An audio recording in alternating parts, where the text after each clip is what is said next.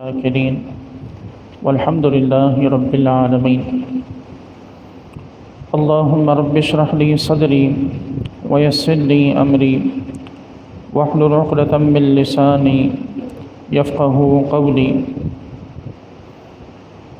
حمد و ثنا کے بعد محترم المعزز سامعین کرام، گزشتہ درس میں سورہ نساء کی آیت نمبر 6 کا معنی اور مفہوم آپ کے سامنے ذکر کیا گیا، اور آیہ مبارکہ کی مکمل تفسیر وقت کے زیادہ ہونے کی وجہ سے نہیں ہو سکی۔ آیت کے ایک حصے کہ جس کا تعلق وضو سے تھا، اس کے حوالے سے احکام آپ کے سامنے ذکر کیے گئے۔ وضو کے حوالے سے جیسا کہ آپ کے سامنے گزشتہ درس میں یہ ذکر کیا گیا کہ یہ آیت مبارکہ 5 یا 6 ہجری میں یہ آیت نازل ہوئی کہ جس میں اللہ تعالیٰ نے وضو کے 4 فرائض ذکر فرمائے۔ تو اب یہاں ایک سوال یہ پیدا ہوتا ہے کہ جب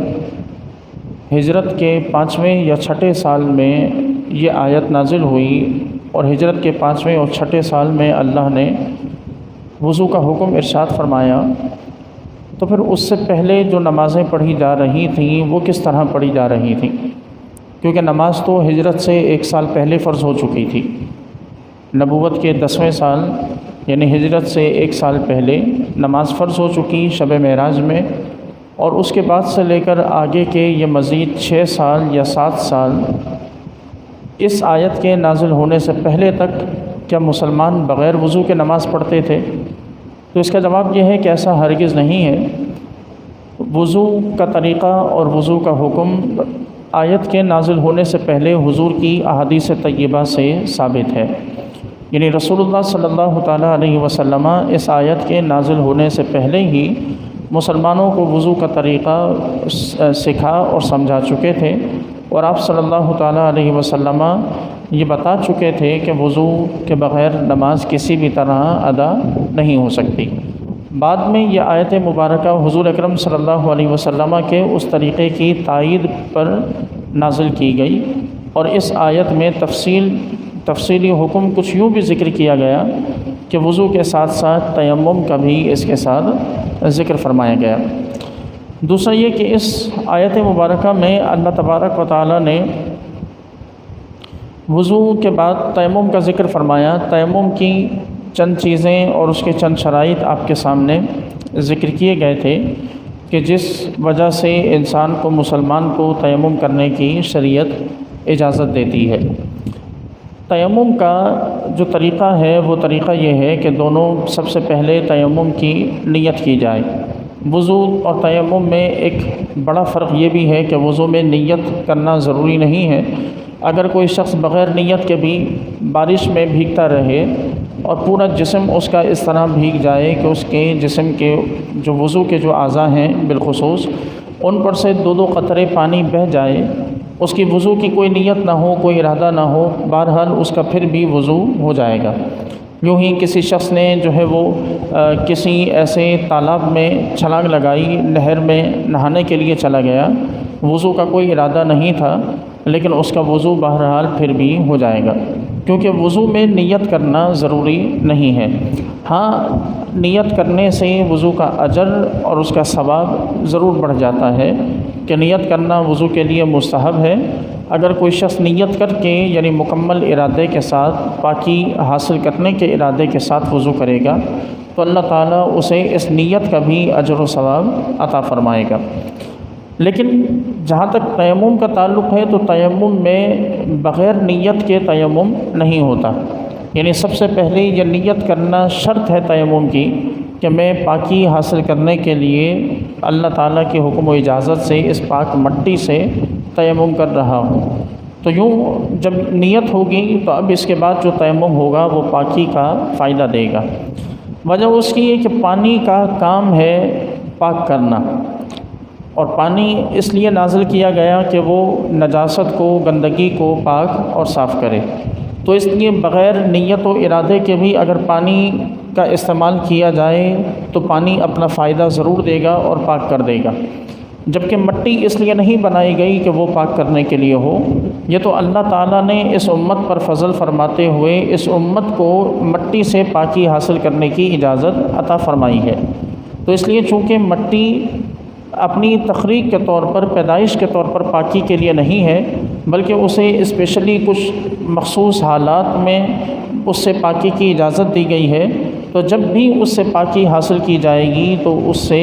نیت کرنا یہ بڑا ضروری ہے۔ نیت کے بغیر مٹی پاکی کا فائدہ نہیں دے گی۔ اب اس کے بعد پھر پاک مٹی ہو، پاک مٹی پر 2 بار اپنے ہاتھوں کو مارنا یہ ضروری ہے۔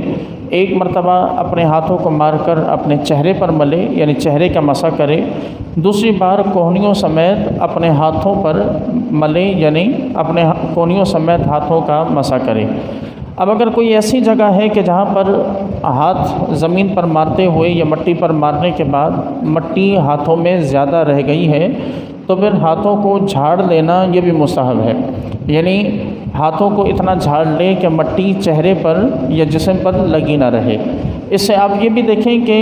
اپنے چہرے کو اور اپنے جسم کو مٹی آلود کرنا یہ مقصود نہیں ہے،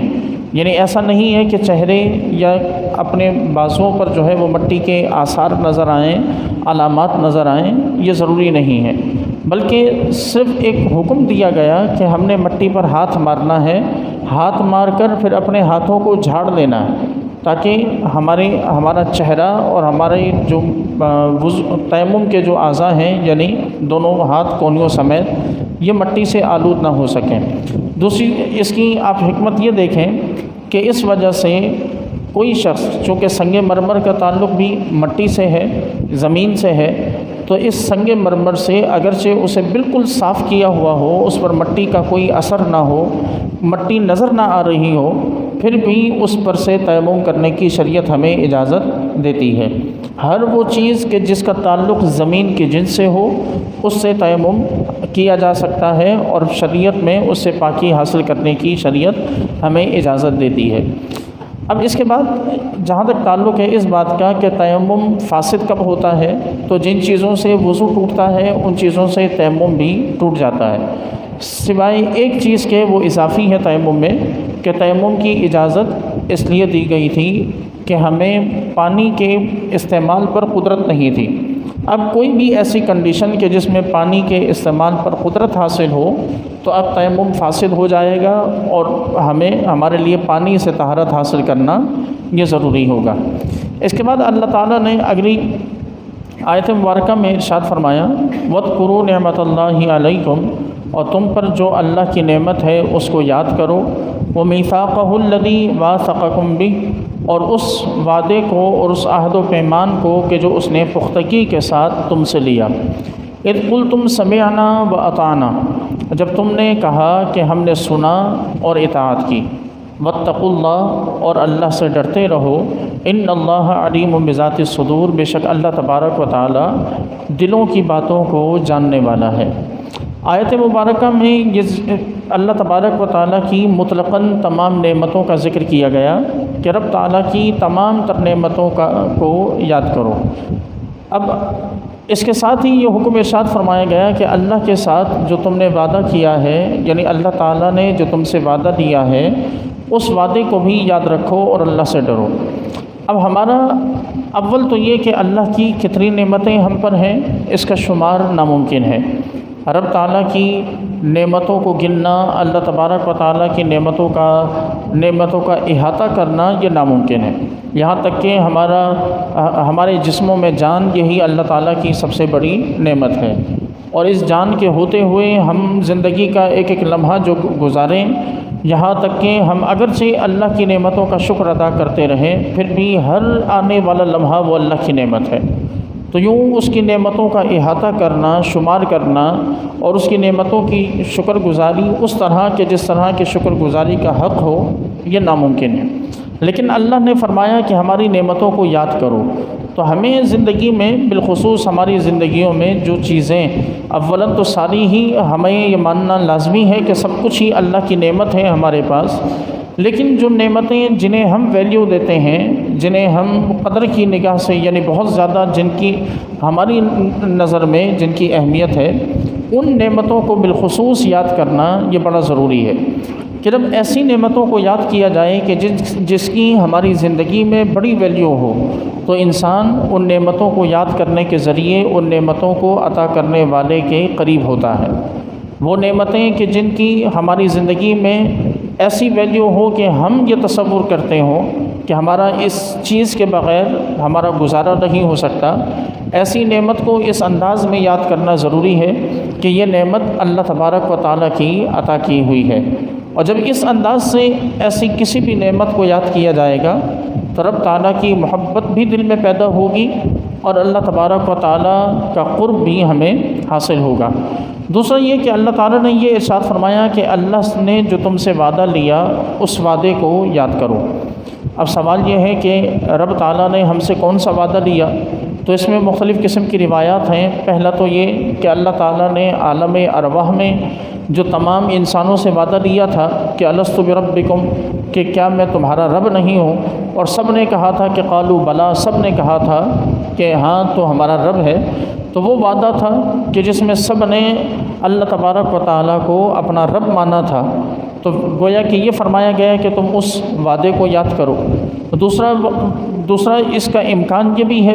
کہ ہم جب کلمہ پڑھتے ہیں اور اپنے آپ کو مسلمان ظاہر کرتے ہیں تو گویا کہ ہم کلمے کے ذریعے اللہ سے اور اس کے رسول صلی اللہ علیہ وسلم سے ان کی اطاعت کا وعدہ کر رہے ہیں۔ ہم یہ وعدہ کر رہے ہیں کہ رب تعالیٰ کی ہم اطاعت کریں گے، اللہ کے حبیب علیہ الصلاۃ والسلام کی ہم فرما برداری کریں گے۔ تو گویا کہ رب نے یہ فرمایا کہ اللہ تبارک و تعالیٰ نے جو وعدہ تم سے لے رکھا ہے اس وعدے کو یاد کرو۔ تیسرا اس کا امکان یہ ہے کہ یہ آیت مبارکہ بالخصوص یہودیوں کے لیے نازل کی گئی، اور کہ یہودیوں کو یہ حکم دیا جا رہا ہے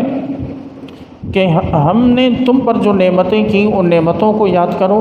اور ہم نے تم سے جو وعدہ لیا تھا یعنی توریت نازل کرنے کے ذریعے، کہ توریت جب نازل ہوئی تو اس میں رسول اللہ صلی اللہ علیہ وسلم کی نشانیاں موجود تھیں، تو ہم نے تم سے یہ وعدہ لیا تھا کہ تم توریت پر عمل کرو گے۔ تو اب توریت پر عمل کا تقاضا یہ ہے کہ تم رسول اللہ صلی اللہ تعالیٰ علیہ وسلم پر بھی ایمان لاؤ۔ تو گویا کہ انہیں یہ حکم دیا جا رہا ہے کہ تم اللہ سے کیے گئے اس وعدے کو یاد کرو اور اللہ تبارک و تعالیٰ کے حبیب علیہ الصلاۃ والسلام پر ایمان لے کر آؤ۔ پھر فرمایا کہ اذ قلتم سمعنا واطعنا، کہ جب تم نے اس وعدے کے متعلق یہ کہا تھا کہ ہم نے سنا اور اطاعت کی، واتقوا اللہ، اور اللہ تعالیٰ سے ڈرتے رہو، ان اللہ علیم بذات الصدور، بے شک اللہ تعالیٰ دلوں کی باتوں کو جاننے والا ہے۔ پھر آگے فرمایا کہ یا ایھا الذین آمنوا، اے ایمان والو، کونوا قوامین للہ شہداء بالقسط، اللہ کے لیے حق پر مضبوطی سے قائم رہنے والے ہو جاؤ،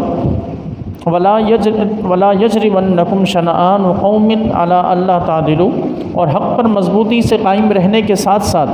اللہ کی رضا کی خاطر انصاف کے ساتھ گواہی دینے والے ہو جاؤ۔ اور فرمایا کہ تمہیں کسی قوم کی عداوت اور کسی قوم کی نفرت تمہیں بے انصافی پر نہ ابھارے۔ اعدلوا، عدل کرتے رہو، ہوا اقرب للتقوی، یہ عدل کرنا خوف خدا کے زیادہ قریب ہے۔ واتقوا اللہ، اور اللہ سے ڈرتے رہو، ان اللہ خبیر بما تعملون، بے شک اللہ تبارک و تعالیٰ تمہارے کاموں کی خبر رکھنے والا ہے۔ آیت مبارکہ میں اللہ تبارک و تعالیٰ نے سب سے پہلے مسلمانوں کو یہ حکم ارشاد فرمایا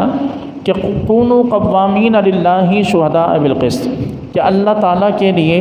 مضبوطی کے ساتھ حق پر قائم رہنے والے بنو۔ اب یہ مضبوطی کے ساتھ حق پر قائم رہنے سے کیا مراد ہے؟ اس سے مراد یہ ہے کہ رب تعالیٰ کی، اللہ تبارک و تعالیٰ کی اطاعت اور رب تعالیٰ کی فرما برداری کرتے رہو۔ یہ آیت بھی گزشتہ آیت کی طرح ہی ہے کہ گزشتہ آیت میں بھی یہی حکم ارشاد فرمایا گیا، اور اس آیت میں بھی اسی مضمون کو جاری رکھتے ہوئے دوبارہ سے یہ حکم ارشاد فرمایا گیا کہ تم اللہ کی اطاعت پر مضبوطی سے قائم رہو۔ اگلا جملہ رب تعالیٰ نے ارشاد فرمایا کہ کونوا قوامین للہ شہداء بالقسط، اس حال میں کہ تم حق کے ساتھ، انصاف کے ساتھ گواہی دینے والے ہو جاؤ۔ یعنی اللہ کی اطاعت و فرما برداری سے ایک کام یہ بھی ہے کہ بندہ ایمانداری کے ساتھ جس معاملے میں اس کی گواہی کی ضرورت پڑے اور وہ گواہی دینے کا اہل ہو، وہ ایمانداری کے ساتھ اس معاملے میں گواہی دے، کیونکہ کسی کے خلاف ناحق قسم کی گواہی دینا یہ بھی ظلم ہے اور اللہ تبارک و تعالیٰ اس پر پکڑ فرماتا ہے، اور کسی کے خلاف جو ہے کسی کے حق میں ایسی گواہی دینا کہ جو اس کی سفارش کے زمرے میں آتی ہو، اللہ تبارک و تعالیٰ اسے بھی ناپسند فرماتا ہے۔ اب یہاں بعض علماء نے اس گواہی میں بہت سی چیزوں کو شامل کیا کہ جن کا ہمارا روزمرہ کی زندگی سے بڑا گہرا تعلق ہے۔ ان میں سب سے پہلی چیز ہمارا یہ ووٹ کاسٹ کرنا، کسی بھی حاکم کو ووٹ کاسٹ کرنا، وہ بھی اسی زمرے میں داخل کیا گیا، اور بعض علماء فرماتے ہیں کہ یہ بھی ان کے حق میں گواہی دینا ہے۔ تو جس طرح اللہ تعالیٰ نے یہ منع فرمایا کہ ناحق گواہی نہیں دو، ظلم کی گواہی نہیں دو، اسی طرح گویا کہ ہمارے لیے یہ بھی لازم ہے کہ ہم جب ووٹ دیں تو اس میں بڑی احتیاط سے کام لیں، کہ ہم کسی ایسے شخص کو ووٹ نہ دیں کہ جس کے متعلق ہم کل اللہ کی بارگاہ میں گواہی نہ دے سکتے ہوں، جس کے متعلق ہم خود اپنے دل میں مطمئن نہ ہوں، اللہ کے حضور اس کے حق میں گواہی نہ دے سکتے ہوں، اور دنیا میں اس کی ہماری گواہی کا وہ شخص کسی قسم کا کوئی غلط استعمال یا غلط فائدہ نہ اٹھائے۔ دوسرا یہ کہ جو پیپرز چیک کیے جاتے ہیں اور ایگزام کے بعد کاپیز چیک کی جاتی ہیں، نمبرز لگائے جاتے ہیں، یہ تمام بھی اسی گواہی کے زمرے میں ہے۔ تیسرا یہ کہ جب کسی جاب کے لیے سلیکشن کی جاتی ہے تو وہ جو سلیکشن جو لوگ کرتے ہیں وہ بھی اسی زمرے میں اس گواہی دینے میں داخل ہیں کہ وہ اگر ناحق قسم کی سلیکشن کریں گے، سفارش یا رشوت یا اس قسم کے کسی زمرے میں آ کر وہ سلیکشن کریں گے تو وہ اللہ تبارک و تعالیٰ کے اس حکم کی حکم عدولی یعنی نافرمانی کریں گے۔ دوسرا یہ کہ یہاں اس کے ساتھ ساتھ اور بہت سی چیزیں ہیں، مثلا کورٹ، ہمارے ہاں کورٹس میں جس طرح جھوٹے گواہ مل جاتے ہیں، یہ جھوٹی گواہیاں اس زمرے میں داخل ہیں۔ ہمارے ہاں جو ہے وہ کسی شخص کا کسی کو کوئی منصب دے دینا، مثلا کوئی گورنر بننے کا اہل نہ ہو اسے گورنر بنا دینا، کوئی وزیر بننے کا اہل نہ ہو اسے وزیر بنا دینا، کوئی کسی پوسٹ کا اہل نہ ہو اسے وہ پوسٹ دے دینا، یہ تمام تر چیزیں اسی ضمن میں داخل ہوتی ہیں۔ یوں ہی کسی شخص کو کسی کی تفتیش پر لگایا گیا ہو اور مقرر کیا گیا ہو، وہ اس میں اسے رعایت دے اور بلا وجہ کی اسے رعایت دے یا بلا وجہ کی اس پر سختی کرے، یہ تمام تر چیزیں اس ناحق گواہی کے زمرے میں داخل ہیں کہ جن کے متعلق اللہ تبارک و تعالیٰ کل بروز قیامت جو ہے وہ پکڑ فرمائے گا۔ یوں ہی جعلی ڈگری کسی کو دینا، جعلی سرٹیفکیٹ کسی کو بنا کر دے دینا، یہ اسی زمرے میں داخل ہے۔ جعلی دستاویزات بنانا یہ اسی زمرے میں داخل ہے۔ یوں ہی ڈاکٹر کا کسی شخص کو غلط میڈیکل سرٹیفکیٹ بنا کر دینا یہ اسی زمرے میں داخل ہے۔ یہ تمام وہ چیزیں ہیں کہ جن کا ہماری زندگی میں بڑا گہرا تعلق ہے، اور ہم اپنی زندگی میں ان تمام چیزوں کے محتاج رہتے ہیں، اور زندگی میں ہمارا ان چیزوں سے کسی نہ کسی طرح واسطہ ضرور رہتا ہے۔ اب یہاں آیت مبارکہ کا حصہ دیکھیے اور ان تمام چیزوں میں اپنا عمل دیکھیے اور اپنے معاشرے کے لوگوں کا عمل دیکھیے کہ ایک طرف رب کا فرمان ہے کہ ناحق گواہی نہیں دینی، کہ یہ ظلم ہے اور اللہ تبارک و تعالیٰ نے اسے ناپسند فرمایا، اور دوسری طرف ہم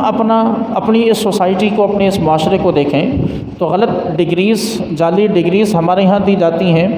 ڈاکٹرز وہ غلط سرٹیفکیٹ بنا کر، جعلی سرٹیفکیٹس بنا کر ہمارے ہاں دیتے ہیں۔ کسی شخص کو جو منصب کا، پوسٹ کا اہل نہ ہو اسے پوسٹ پر ہمارے ہاں بٹھایا جاتا ہے۔ جو شخص کسی وزارت کا، کسی عہدے کا اہل نہ ہو اسے وہ عہدہ ہمارے ہاں دیا جاتا ہے۔ لوگوں کو، غیر ملکیوں کو غیر قانونی طور پر ملکی شناختی کارڈ تک جاری ہمارے ہاں کیا جاتا ہے۔ ہمارے ہاں یونیورسٹی اور دیگر تمام اداروں میں، دیگر بہت سے اداروں میں ہمارے ہاں رشوت لے کر، پیسے لے کر نمبرز میں اضافے کیے جاتے ہیں اور گریڈ جو ہے وہ اچھے کیے جاتے ہیں۔ یوں ہی ہمارے ہاں جو چیکرز ہوتے ہیں انہیں رقم دے کر ان سے سفارش اور ان سے رعایت لی جاتی ہے۔ یہ تمام تر چیزیں اس زمرے میں داخل ہیں۔ تو تو اب خود اندازہ لگائیں کہ جس معاشرے میں اللہ تعالیٰ کے ایک ایک حکم کی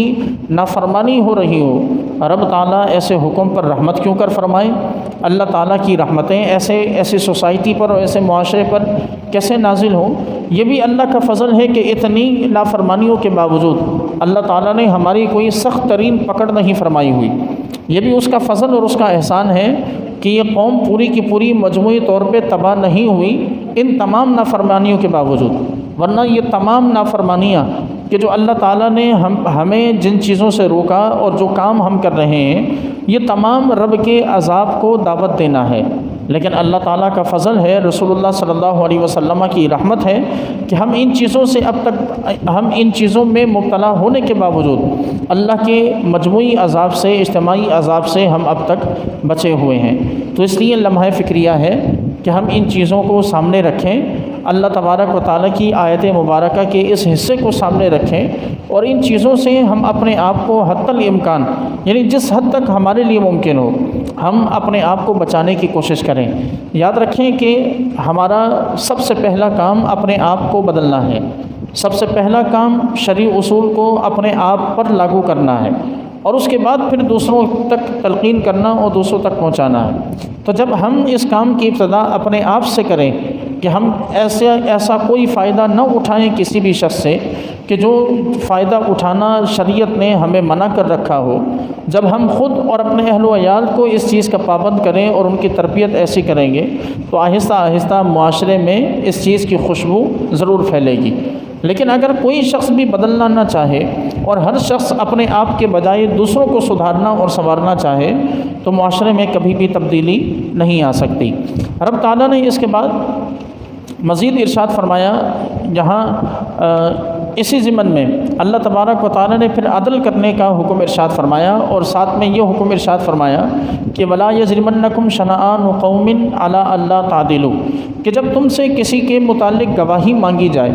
تو پھر ایسا نہ ہو کہ تم جس شخص کے متعلق تم سے گواہی لی جا رہی ہے اس سے تمہاری کوئی ذاتی دشمنی ہو، کوئی ذاتی نفرت ہو، کوئی ذاتی کسی قسم کا کوئی عداوت ہو اور تم اس ذاتی عداوت کی وجہ سے اس کے خلاف گواہی دو۔ شریعت میں اسے منع کیا گیا کہ ہمارے ہاں تو انہی لوگوں کو گواہ کے طور پر سلیکٹ کیا جاتا ہے کہ جو پہلے ہی اس فریق کے مخالف ہوں تاکہ وہ اس کے خلاف گواہی دیں، اور جو حمایتی قسم کے لوگ ہوں جن کے بارے میں پتہ ہو کہ یہ سچ بول کر اگلے کو بچا لے گا تو ایسے شخص کو تو گواہ بنایا ہی نہیں جاتا۔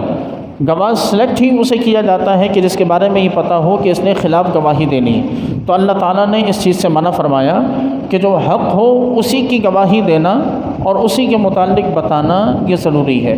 ذاتی دشمنی نکال کر عدل و انصاف میں کسی قسم کا کوئی فرق کرنا، یہ نہیں کسی کا حق مارنا صرف ذاتی دشمنی کی بنیاد پر،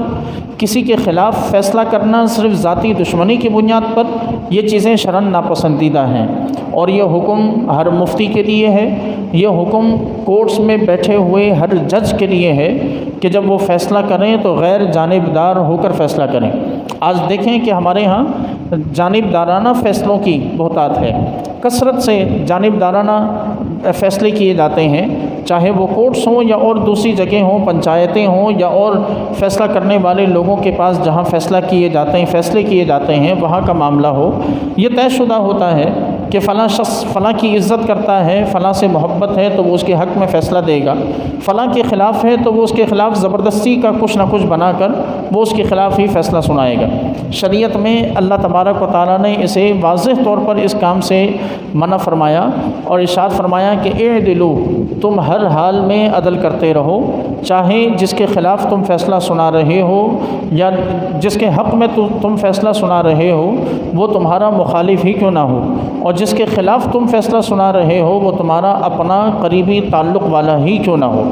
ہر حال میں اعدلوا، ہر حال میں عدل کرتے رہو۔ ہوا اقرب للتقوی، فرمایا کہ یہ اللہ تبارک و تعالیٰ کے تقوی یعنی خوف خدا کے زیادہ قریب ہے۔ واتقوا اللہ، اللہ تبارک و تعالیٰ سے ڈرتے رہو۔ ان اللہ خبیر بما تعملون، تم نہ مانو، تم اپنی مرضی چلاؤ، اللہ تبارک و تعالیٰ بہرحال تمہارے تمام کاموں سے باخبر ہے۔